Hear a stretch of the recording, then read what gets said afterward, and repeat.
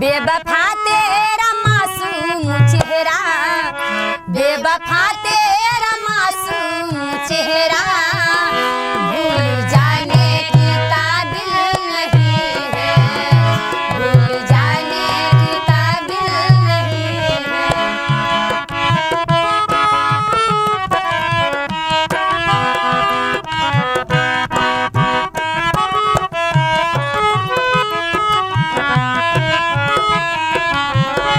बेवफा तेरा मासूम चेहरा भूल जाने के काबिल नहीं है, बेवफा तेरा मासूम चेहरा भूल जाने के काबिल नहीं है।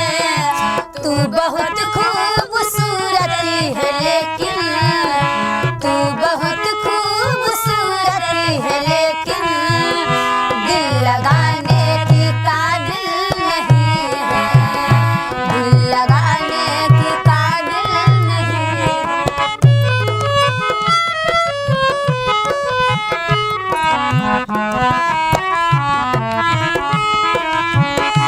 मैंने पूछा कि कल सब कहाँ थे, पहले शर्माए फिर हंस के बोली।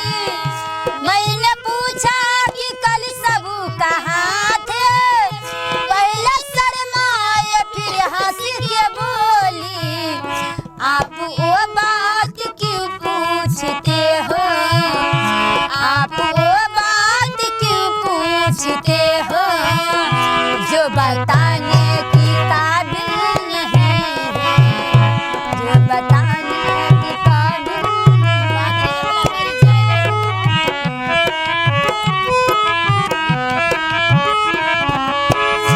बोझ पड़ते ही नाजुक अदा का, सर मुँह से झुक गई है निगाहें। अब तो